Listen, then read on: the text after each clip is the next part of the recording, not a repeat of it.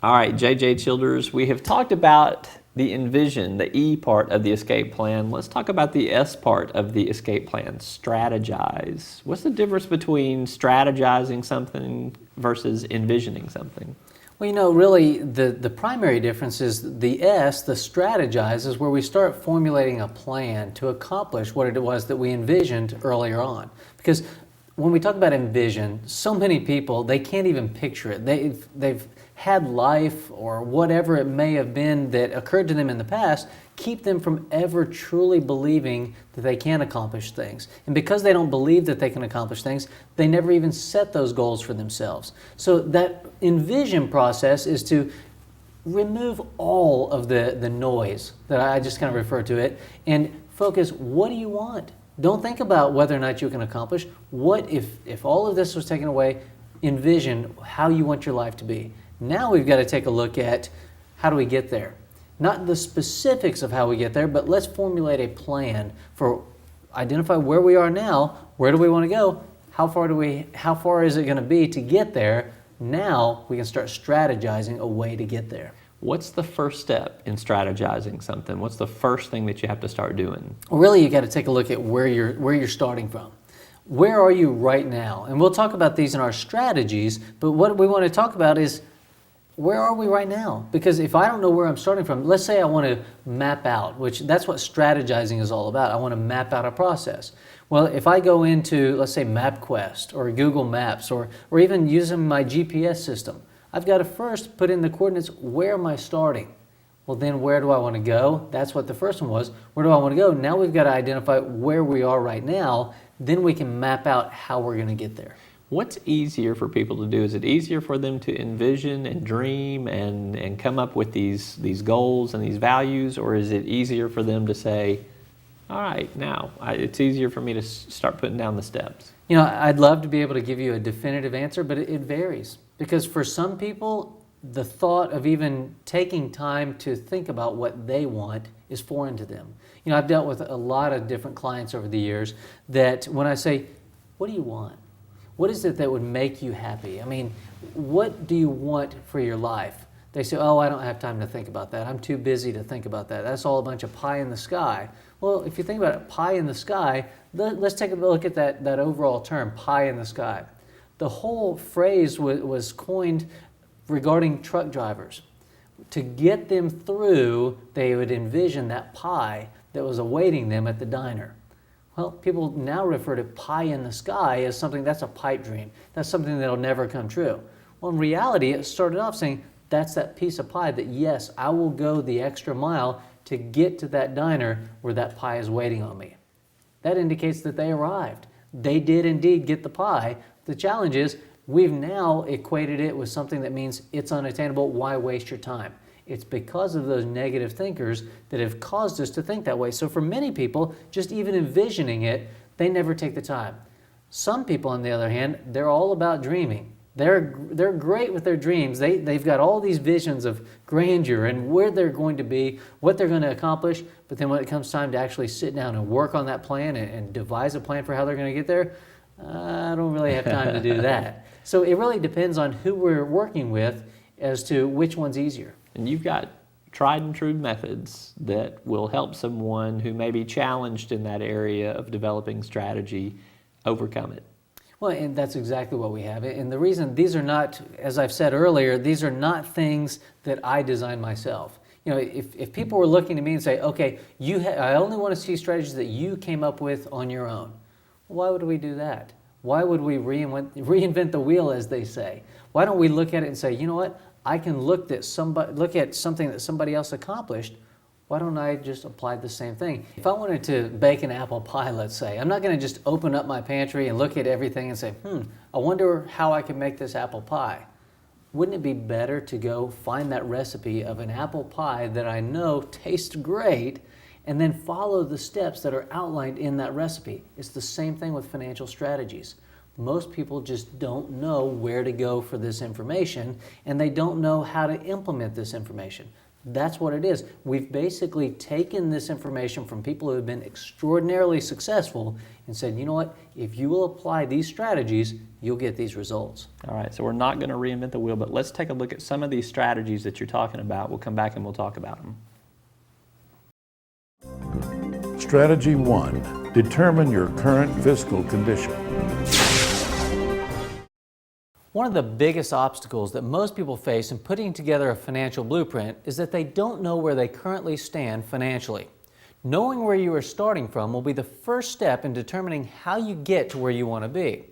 To do this, you've got to assemble a grouping of items that can help you to determine your current fiscal condition. Some of the things that you will need to identify include the following. Number 1, your income and the income sources. Number 2, your expenses and debts. Third, your overall financial condition. Oddly enough, many people simply have no idea where they stand with regard to these 3 areas. Most people probably know, I don't know, maybe a ballpark figure of how much they make each year, but they don't necessarily have a good understanding of how the cash flows. We'll be taking a closer look at each of these items as we focus on this portion of our wealth escape plan that we refer to as Strategize. In addition, you will be evaluating and probably changing the manner in which you keep your financial records, how you spend your money, and even your budget. This is a good thing if you are unhappy or even just discontent with your current financial situation. If you want to get different financial results, you will have to do things differently. Strategy 2. Create a records management system. In order to get a handle on your current financial position, you've got to have immediate access to your important records. This means that you will need to establish a records management system. I can just about hear most of you moaning right now at the prospect of creating a records management system. I've heard all the reasons why it's so difficult, but can give you hundreds or perhaps thousands of dollars worth of reasons why it's worth it. First, I can tell you that getting a records management system in place can save you more of your valuable time than you could possibly imagine. A few hours spent setting up a filing system and creating a place that is just for records keeping will save you hours of time in the long run. Having your receipts and records up to date will also prevent you from losing money on missed tax deductions, loss of records for warranties or guarantees, late fees for missed bills, inaccurate creditors or bank records, even proof of loss for insurance. If you step back and look at things, records management is simply being somewhat organized. It means knowing what records you need and where to find them. It means setting aside an hour or two each month to stay up to date. It means saving time and money when it comes to returns or warranties. Just as important, it can keep you on track and show your progress in your overall financial goals. Strategy 3. Formulate the categories for your filing system. Following a records management system means grouping your records into individual categories of expenses.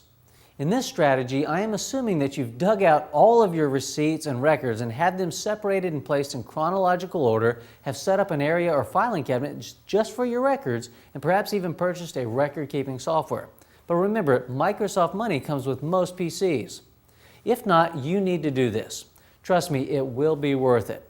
Now comes the time to actually begin sorting and filing your records. By this, I mean create and label a file folder for each of your separated piles. For example, say one stack or pile that you've separated is for credit cards. Put the bills and receipts for this credit card in the folder. Create a separate folder for each of your other stacks as well. Each bank account, investment account, insurance policy, medical receipt, medical bill, any warranties, etc. should have its own labeled file. You may be tempted to basically lump in like items together. That's fine as long as the files can be manageable. Warranties or major purchases with guarantees, for example, may be able to be combined into one file. But if you have more than one credit card, it may be difficult to sort through several monthly statements and sets of receipts. A minute now to create separate files could save you hours in the long run.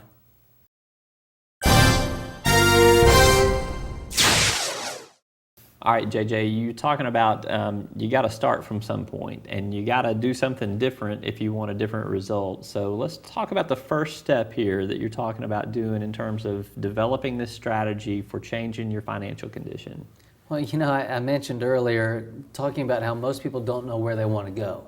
Well, unfortunately, most people don't know where they are. That makes it just that much more confusing. If we don't know where we want to go and we don't know where we are, basically we're just looking around, we're just floundering around adrift at sea with no direction. Key is we've got to establish that direction. We began by taking a look at envisioning the wealth that we most want to acquire. Well, now we've got these dreams, we've created those. Now we've got to find out, how do we get there?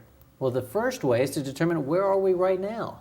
If I know that I want to get somewhere a little bit further ahead from a financial standpoint, I've got to find out, where am I right now? For some people, they may be worth over $1 million, and they say, I'm just not happy. I want to be worth $10 million. Okay, well, take stock, take inventory, find out if you're worth $1 million right now. That means you've got to get to $10 million. You've got $9 million worth of dollars to create. Well, it's the same thing if I want to become worth $100,000 and I'm starting at zero, or maybe I'm starting at negative $50,000 or negative $100,000. At least now I know where I'm starting.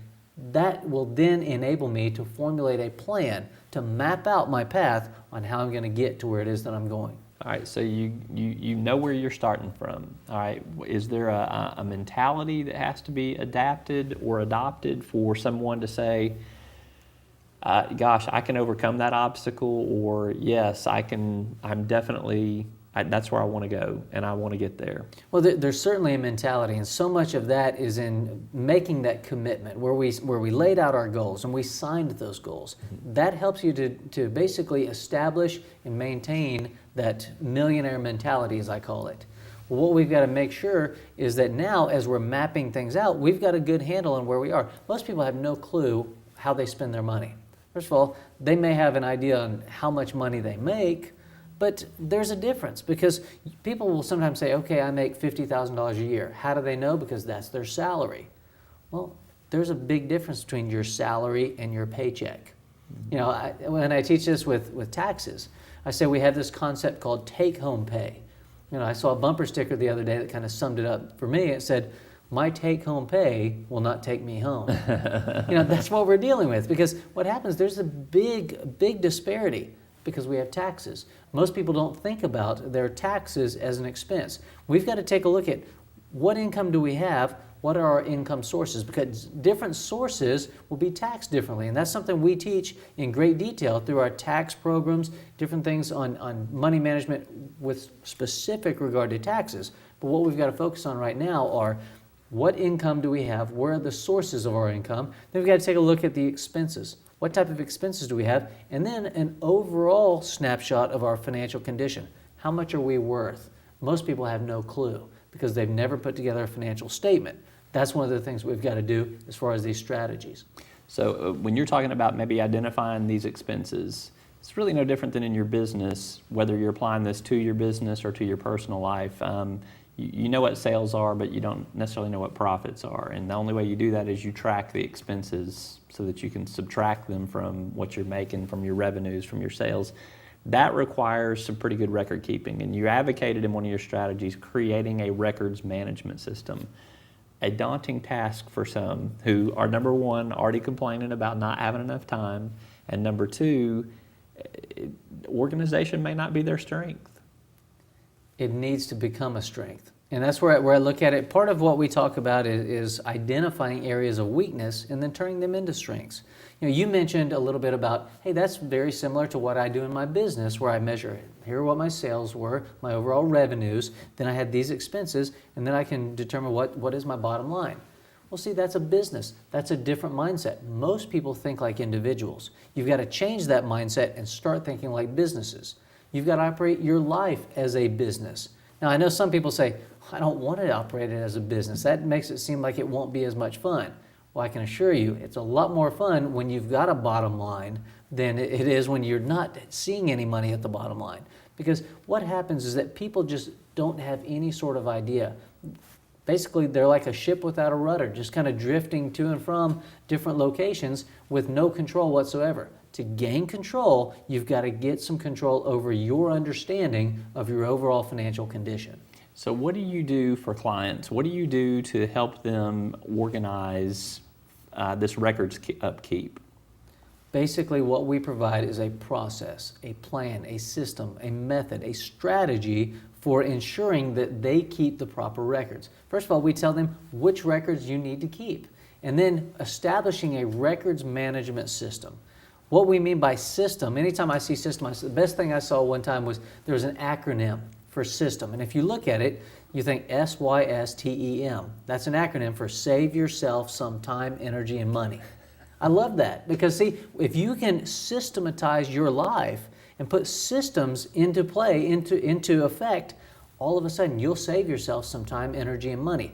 Sometimes people say, I don't want to have to organize myself. I don't want to create all these records. It's best to just have a shoebox and throw it all in the shoebox.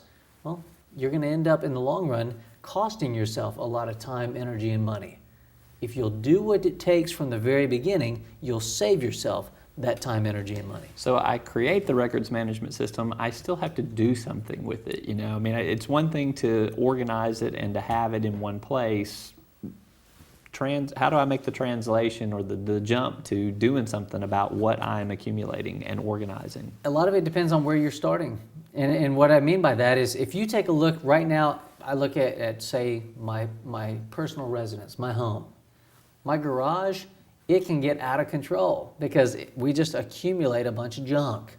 Boxes that, okay, well, that was too big to go into the trash, so we've just got this box here. We've got all of this stuff. Pretty soon, you say, we don't have room for anything. We can barely park our cars in there.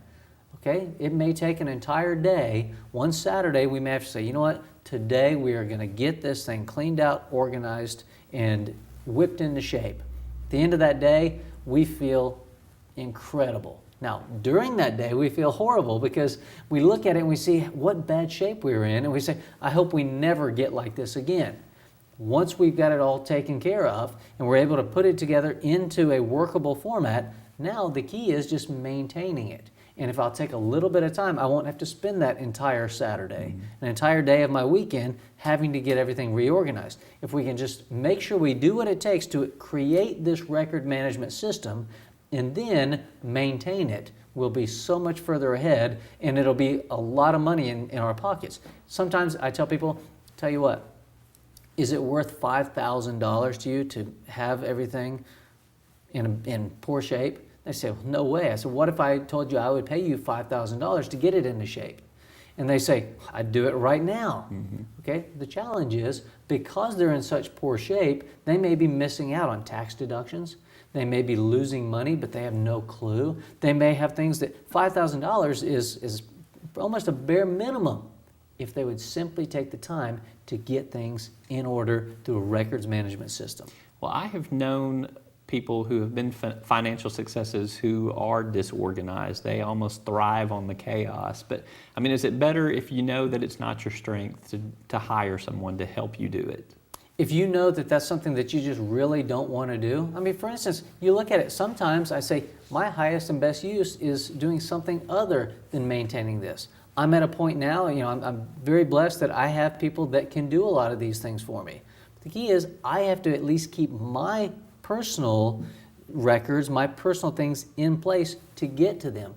Creating my records management system may be a matter of this is my record keeping source, my accountant. This is another one of my attorneys. This is another record keeping source for me. This is my retirement planner. This is my insurance person. But if I'm doing all of those things at once, first of all, I've got to create that myself until I grow to that point. Now I'm at that point is great. However, I still have to isolate things and say, who does this go to? If it's an insurance thing, I've got to send it to my insurance person, and so on and so on. So you've got to make sure you have some sort of system. Those people you talked about that thrive on chaos, I promise you they've got a system. There's a method to their madness. They can probably tell you. I've got a friend who you go into his office and he's got a conference table. And I mean, you look at it and you say, oh my goodness, who did this to you? You know, you think somebody came in and vandalized his office. No, he likes it that way because he can tell you exactly where every piece is. He's got a system. That's the key, is create your own system. Well, JJ, you've touched on this a little bit, but give me an example of a client that you maybe have worked with where you've helped them organize, you've helped them develop this records keeping system, and it has saved them something significant. Well, in working with people on their taxes, that's the area that I've seen the most measurable, instant, tangible results. And a lot of times I've asked them, I said, keep up with a log of the mileage that you drove for business purposes. Before, they had no clue. They didn't keep these expenses. I said, you know what, I want you to keep a separate file folder just for automobile expenses. And when they did that, all of a sudden they said, wow, I never realized that I drove so many miles for work. And then when they applied the IRS specific mileage requirements and mileage calculations, they made several $1,000s that they got back that they were losing when they didn't do that before. On the other end of the spectrum, I've had people not with automobiles, because some people say that's too tedious, or I don't drive for work, so that doesn't affect me. And I don't want people to dismiss something because they think it's inapplicable to them. Well, here's where this really applies to everybody.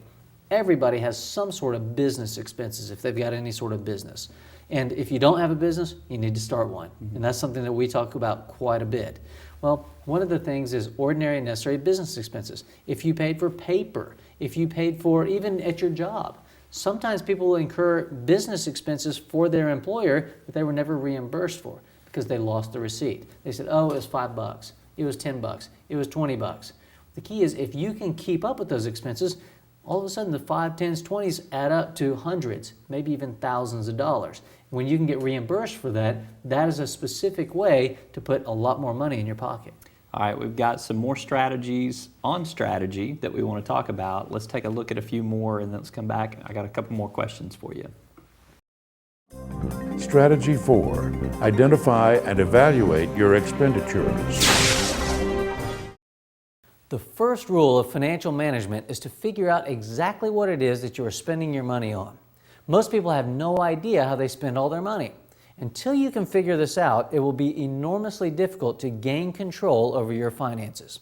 To do this, take a look at your check register and review your checks.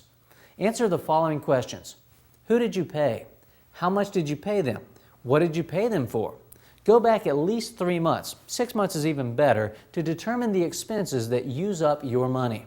Once you've taken a quick look at the expenses, take the next step, which is to make a list of the people and places where you spent your money. Put them together in a list so that you can evaluate these expenses in light of their size and how often they occur. What you may find is that a lot of little expenses have added up to a big hole. Even worse, you may discover that those little expenses have added up to a black hole for your money. Strategy 5. Prioritize your expenses and rank them by necessity. One of the most important tasks for getting a handle on your finances is to determine which expenses are necessary and which are not. In working with families, I often encounter expenses that one of the family members deems essential that another family member finds frivolous. Until you take the time to sit down and prioritize the expenses that use up your money, you'll never be able to find the money necessary to build up your nest egg. Using the list of identified expenditures that we came up with in the previous strategy, rank each expense in order of its importance. Start out with the absolute necessities of food, clothing, and shelter. But be careful about that clothing one, however. A new pair of shoes every month doesn't qualify as a necessity just because it falls under the category of clothing. Be realistic in making your rankings. Ask yourself, could I make it without incurring this expense each month? Even better, ask yourself, what would happen if I didn't incur this expense this month? Remember, if you will live like no one else, you can live like no one else. Strategy 6. Conduct a complete physical examination. Ask any medical expert and they will tell you that you should have a yearly physical examination. As a financial planning strategist, I encourage people to go through what I refer to as a fiscal examination. The reason for both the physical as well as the fiscal examination is to help you to identify your current condition and identify the areas that need further attention. Before I enter into any vigorous activity, I always go to the doctor to make sure that I'm ready for the task at hand. Similarly, you need to assess yourself before you enter into a major financial program. A fiscal examination is nothing more than taking the time to review the information that you've accumulated through the previous strategies, then consider it in relation to where it is that you want to go, and finally figure out what needs to be done in order for you to get there. There will be certain tests that need to be administered and calculations that need to be performed during the fiscal examination. In addition to the financial snapshots that you've taken regarding your current situation, you need to factor in some of the things that you may be faced with in the future. By taking the time to do this at the very beginning, you can avoid some of the costly mistakes that others have made by getting into activities that they were not fiscally ready for.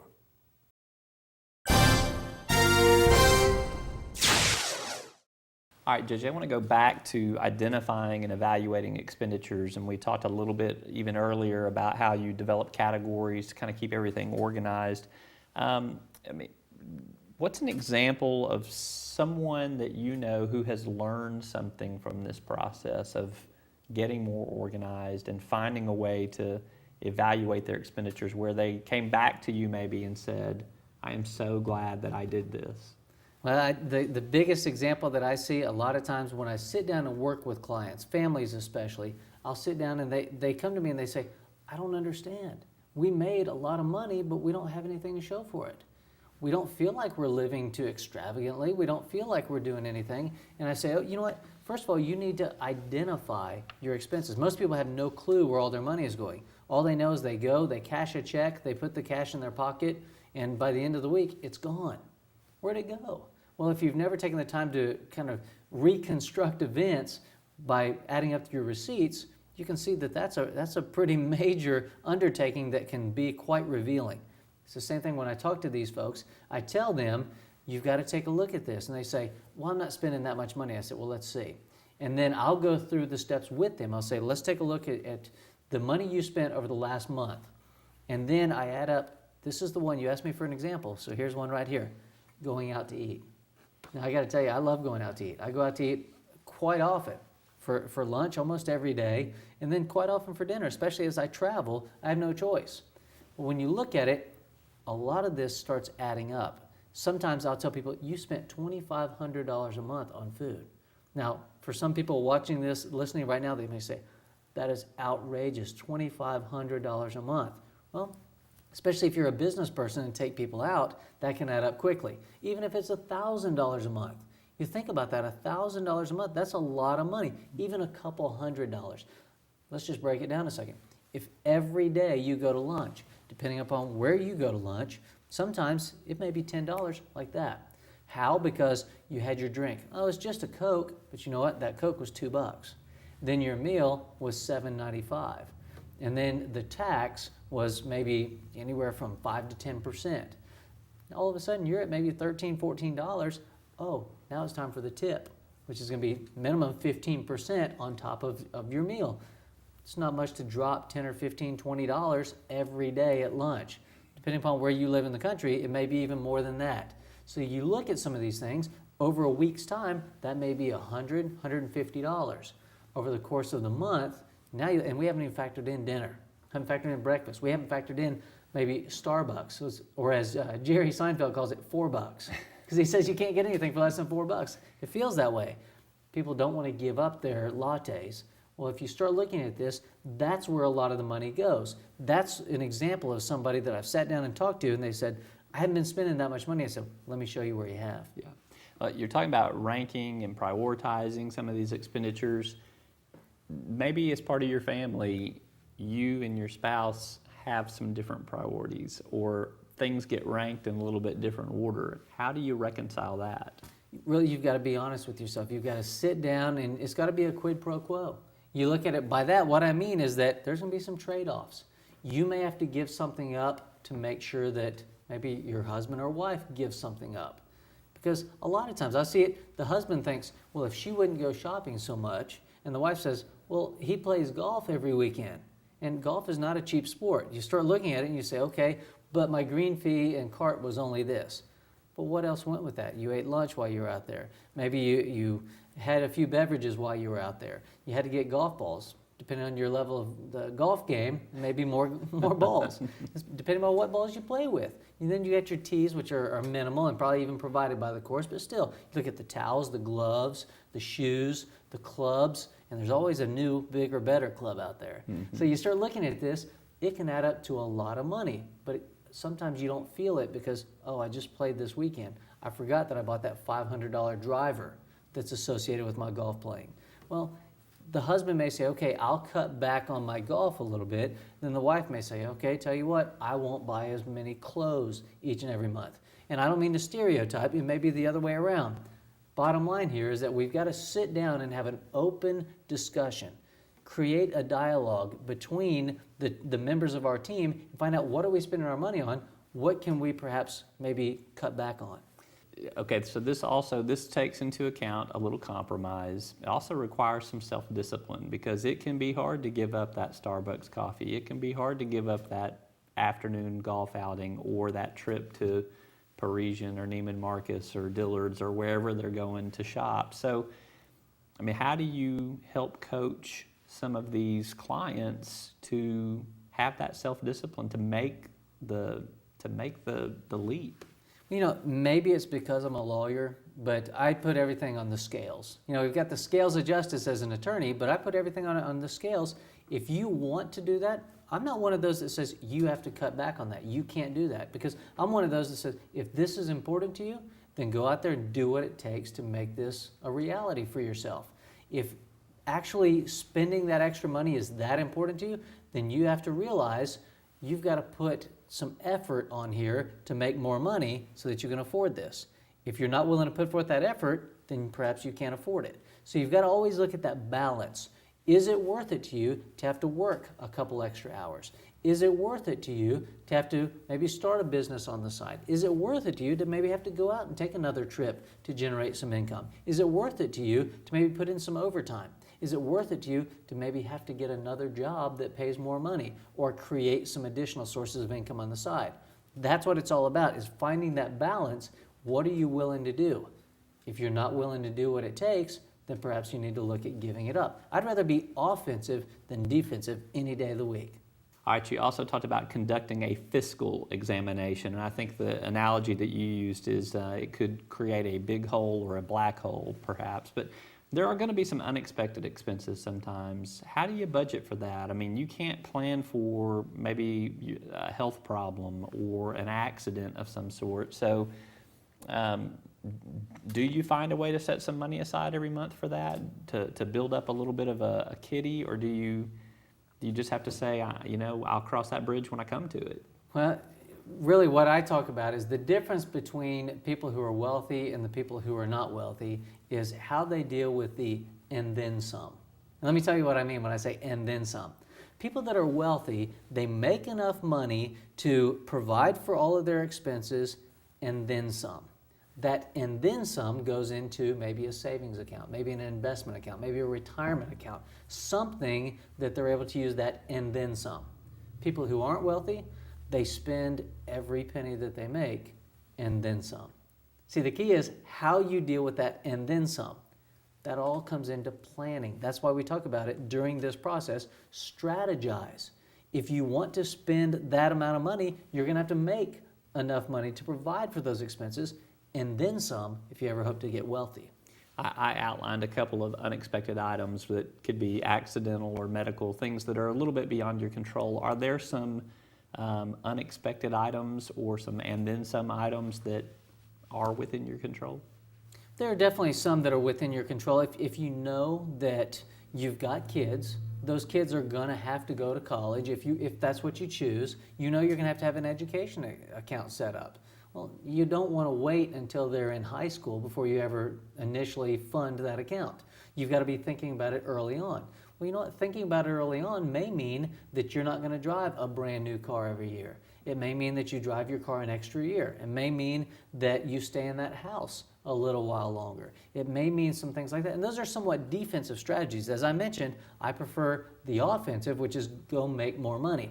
That sounds easy to a lot of people. A lot of times people will look at me and they'll say, that's easier for you to say. All you have to do is go out and do this. All you have to do is that. Well, it's because I have my own business. If you would create an additional source of income, that's part of strategizing. If you know what it takes to live and then budget in some of these items that may be unexpected, and there are always going to be certain things that are unexpected, whether it's health care, whether it's your car broke down, whether it's your kids need braces. You never know what might be involved. The key is you've got to set aside a certain portion of that money for that. We teach you how to do that as far as establishing your overall budgeting process. And I've even seen some people before they consider Christmas an unexpected item, you know, or a family vacation every year an unexpected item, so they don't budget for it. And then it comes up and it winds up going on their credit card, and they take the better part of a year to pay down some of those things. You see that too? I see it all the time. And as you mentioned, they look at the vacation. If they know every year that we are going to take a vacation, that's not unexpected. Every year, Christmas happens. Mm-hmm. We know that's not unexpected. And that's why you mentioned that, because people will treat that as unexpected. They say, wow, it snuck up on me. It's December all of a sudden. Now I've got Christmas. Well, it's still going to come every December, so you've just got to realize that that's not an unexpected. That's what the Strategize is all about. Take into account all of these things and then formulate your plan. All right, we've got some other strategies that I want to get your thoughts on here, but let's run through a little review of them first. I got some more questions for you. Strategy 7, prepare a family financial statement. Now that you've completed your fiscal evaluation and have come up with your diagnosis, it's time to take the findings of your checkup and formulate a plan to help improve your finances. A family financial statement is the first step in that plan. A family financial statement is essentially a snapshot of your current net worth and can help you immensely in taking control of your current and future financial situation and spending. Putting this statement together is a lot easier than it may sound. First, make a list of all your assets. Assets are everything of value that you currently own, along with their current estimated value. Don't leave out frequently overlooked assets like stocks and bonds, retirement accounts, even the cash value of any life insurance. Add up the total of your assets. Next, make a list of your liabilities. Liabilities are the debts that you currently owe. This will be things such as your mortgage, your student loans, any home equity loans, car loans, or credit card debt. Once you've listed those out, add up the total of your liabilities. To complete your family financial statement, all you have to do is to subtract your liabilities from your assets, and this gives you your family's total net worth. Strategy 8, establish a cost estimate for accomplishing your objectives. For most people, the choices that they make in life are often dictated by the cost rather than the importance of the activity. People will often forego something that could have made a tremendous impact on their life because they mistakenly believe that they just can't afford it. The truth, however, is that they probably could have afforded it if they had reallocated their resources and focused on those things that were the most important. When you created your dreams list, we told you to take money out of the equation. The reason for this is to enable you to identify what it is that gets you excited. Sometimes the only way for people to list out what they really want is to take away their self-limiting beliefs. This way, they can be as honest as possible. Now it's time to see what it's going to take for us to accomplish these dreams. You need to determine how much it will cost for you to achieve your goals and dreams. For some of these things, it will be quite easy. For others, it may be difficult to come up with an actual dollar value. Regardless of the expense, keep in mind that just because your dreams may be expensive doesn't mean that you should abandon them. It just may mean that you have to determine the order in which you go after them. Remember, your job was to tell us your dreams. It's our job to show you how to develop a plan for going after them. Strategy 9, measure the distance for the trip to your destination. Once you've taken the time to compile a family financial statement and a cost estimate for accomplishing your objectives, you can now assess how long of a trip you'll be going on. I've worked with people who completed this assessment and felt like the journey was too long to ever embark on. I've also worked with people who felt like this was nothing more than a quick road trip. Either way, it's important to take the time to evaluate just how far, or maybe just how close you are from reaching your desired destination. In order to establish the type of goals necessary for reaching your destination, you have to know the distance that must be covered. For instance, let's say that you want to be worth $1 million by age 60. If you're currently 40 years old, you know that you have 20 years to get there. If you also know that your current net worth is $200,000, you know that you need another $800,000. By measuring the distance, you know exactly how much wealth you must accumulate and in how much time. Never underestimate the importance of measuring the distance that must be covered.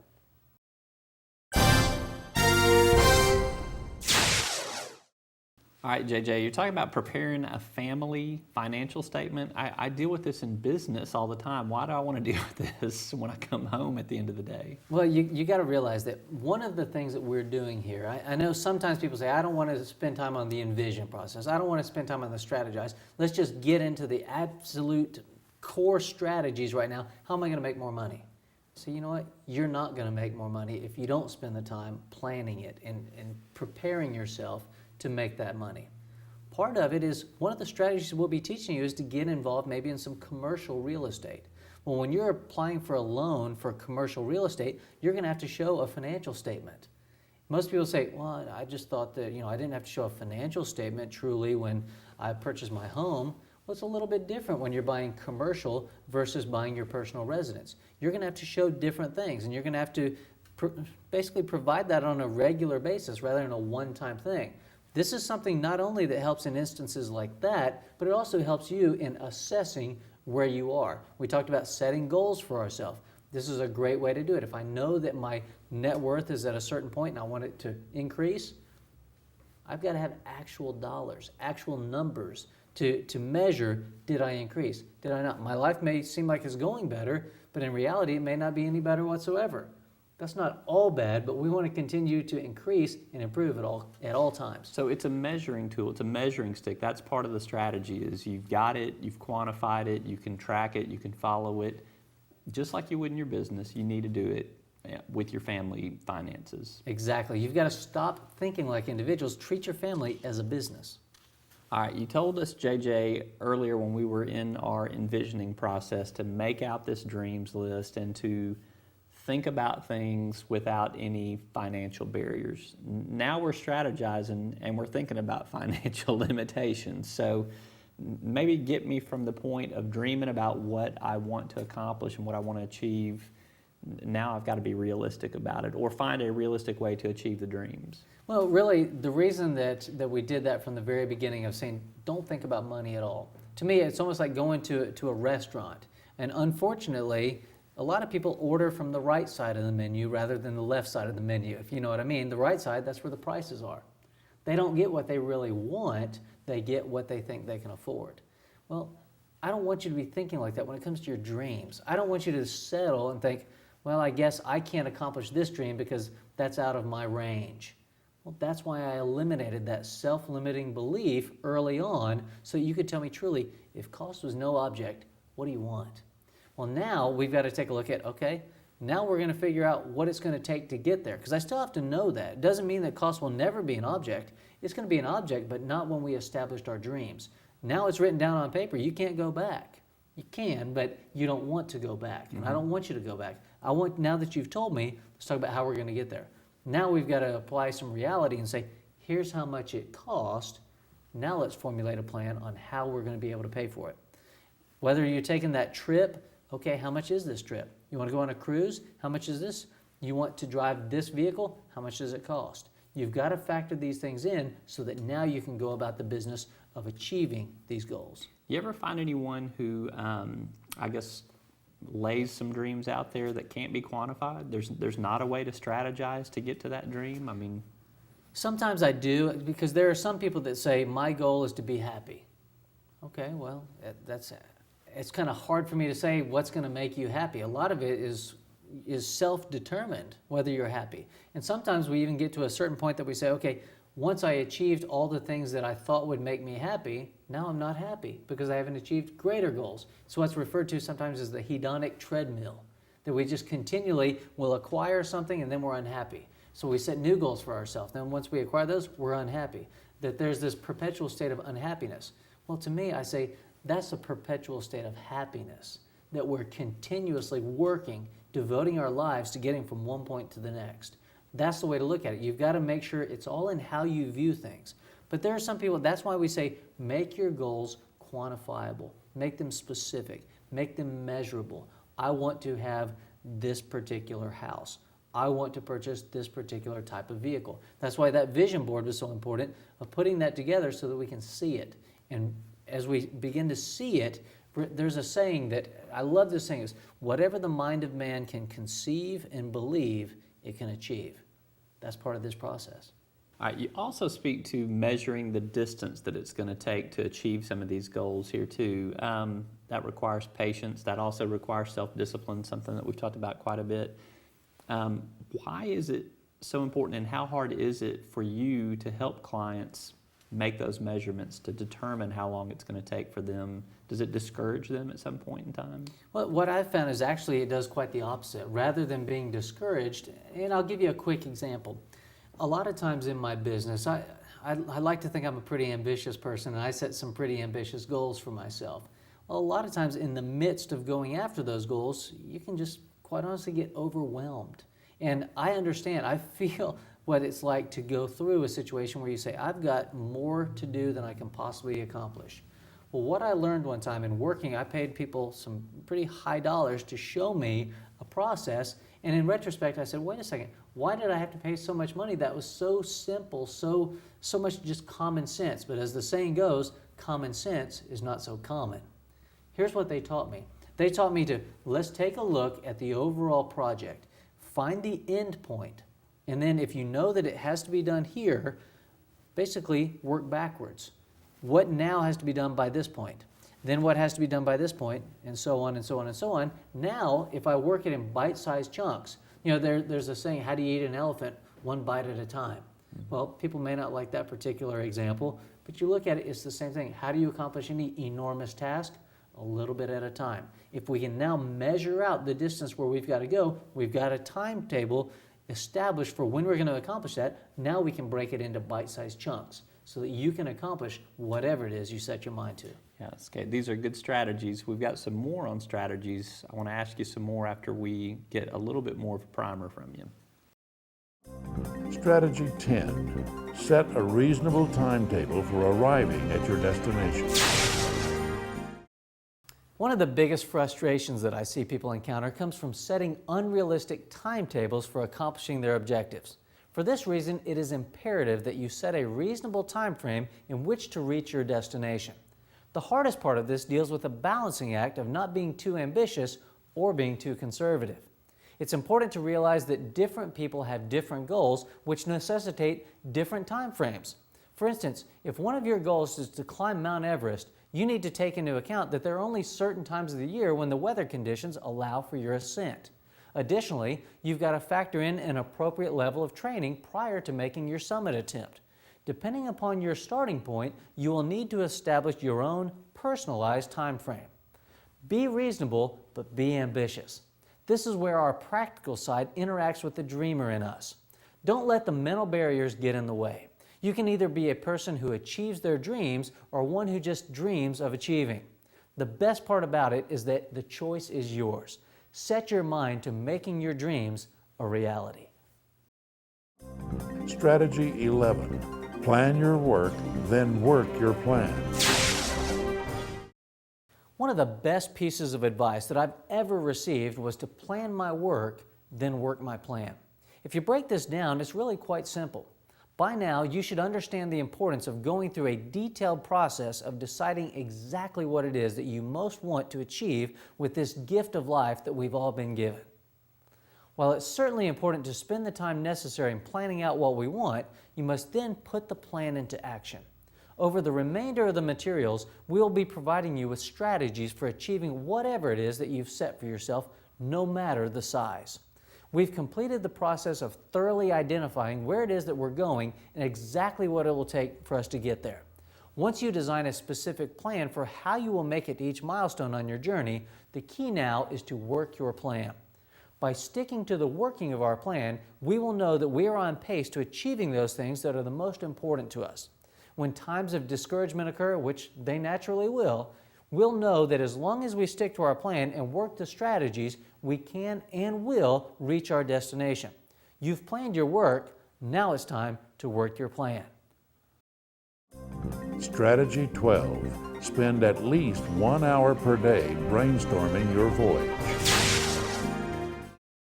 The strangest secret for achieving success in life is that we become what we think about.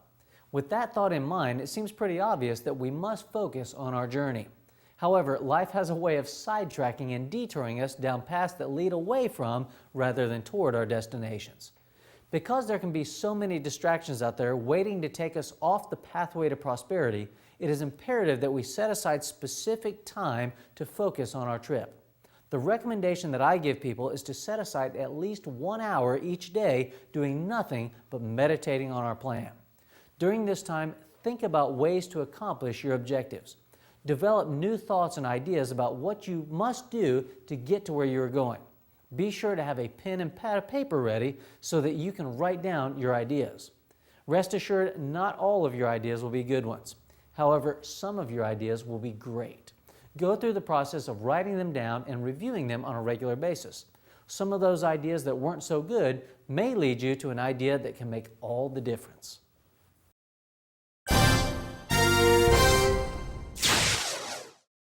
All right, JJ, now we're talking about, in terms of strategy, setting a reasonable timetable. Do people have trouble with that concept of reasonable in their timetables? When establishing timetables, it's similar to what we talked about in the last segment, when you're able to kind of break it down into bite-sized chunks. What a lot of people do is they get frustrated because they compare themselves to other people basically unrealistically. I'll tell you, for instance, my dad has had some pretty incredible success during his lifetime. Well, I oftentimes may look at the success that he's achieved, and then I'm upset that I'm not at his same level. Well, the challenge is I'm 25 years behind him as far as the overall career, but you look at it, if I compared myself to where he was at this point in his lifetime, I'm well ahead. Well, the key is I've got to kind of look at things from a measurable standpoint, and according to a timetable. If I look at the goals I've set for myself, where do I want to be at a certain point in time?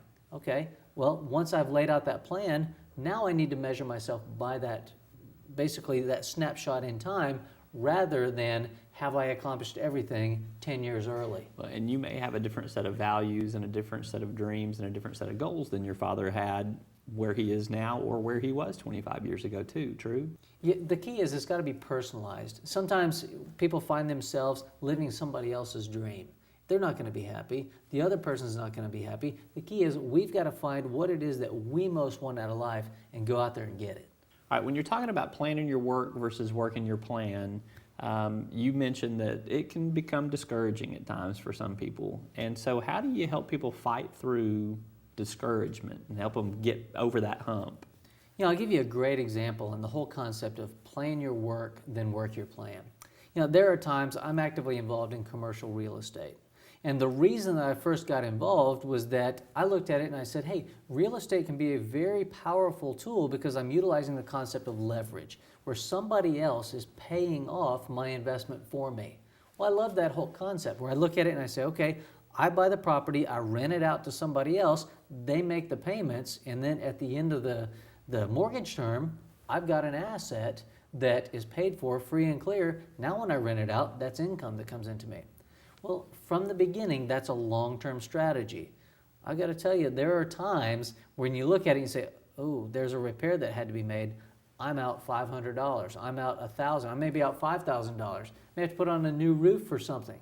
When you look at that and you say, wow, things just don't seem to be going well. You know what? I had budgeted in there that I'm going to have to infuse some capital here and there, or I'm going to have to use some of the additional money that was generated through the income. I can't live off of that right now. I can't buy a new car off of that right now, but that's not my plan. My plan is long term. I spent a lot of time sitting down, formulating that plan. Now I've got to work that plan. All right, when you're talking about, in terms of strategy, spending at least 1 hour a day thinking about, brainstorming your voyage, thinking about these different things, you could get borderline obsessive with this. And I know you've mentioned earlier that it's okay to be obsessive, but you also lose productivity when you're obsessive like that. So how do you kind of counsel people to find a healthy balance in doing what they need to do, but at the same time, not forgetting where they're trying to go? You know, as you mentioned, being obsessed is not always a bad thing. You know, it's all, I say everything in moderation, even obsession in moderation. But you look at it and you say, okay, when you get obsessed with this, that's why I chose 1 hour a day. I mean, if you think about it, 1 hour is not that much. I mean, we've all got an extra hour. The key is sometimes we spent that hour sleeping. If we get up an hour earlier in the morning, sometimes people say, well, my work shift starts too early to do that, or I've got a long commute. Okay, well, maybe it's that hour extra later in the evening. But just take 1 hour, even if it's during your lunch break during the day, take 1 hour. See, here's what most people don't realize. If you spend 1 hour a day, and I'm just talking 5 days a week for 52 weeks, that's 260 hours. That's the equivalent of 6.5 extra work weeks. Think about what you could accomplish if you spent 6.5 extra work weeks devoted to any one thing. You could learn a new language, you could learn a new skill, you could learn new job skills that could get you start a whole new career, start your own business. Key is it all started with just 1 hour a day. All right, JJ, maybe I decide that it doesn't take me an hour to get through going over my plan, strategizing on my plan like this. Maybe I don't have an hour that I feel like I can devote. 15 minutes, 30 minutes, is anything better than nothing? Absolutely, and I'll give you a quick example. Last night, I didn't have time to run like I wanted to. I'd hoped to run maybe 45 minutes an hour, and I found myself kind of tied up with some other things, and where I go work out closes at a certain time. I found myself just kind of short of time, but I said, you know what, I'm going anyway. So I went and I ran for 20 minutes. And what I did was, rather than just saying run at my regular pace, I just said, you know what, I'm going to run 20 minutes, but I'm going to crank it up at a faster pace. That way I was able to get a better workout in than maybe I would have gotten even on the longer, because it was a little more focused. Bottom line, I went out there and I did something. Now, I'm not saying this to pat myself on the back. I'm saying this to show people they can apply the exact same strategies in their lives no matter what it is. The key is do something if you want to get something. And you're building good habits. I mean, so even if it's 20 minutes, maybe the next time it's 30, maybe the next time it's 40, and then you get up to the pace that you think you need to be at. That's right. And the other thing is, psychologically, had I not gone last night, I'd be beating myself up today probably, saying, wow, you squandered another opportunity. I'd like to think I wouldn't beat myself up too much, but that's something that can easily sneak in and attack you. You've got to make sure that you took action. Now you can think about the fact that you made progress. This is great advice. These strategies, the second part of the equation of the escape plan, definitely worth sinking our teeth into, and helps us get a little bit further along. I know we've got more to go when we do the rest of the escape plan. Looking forward to hearing more.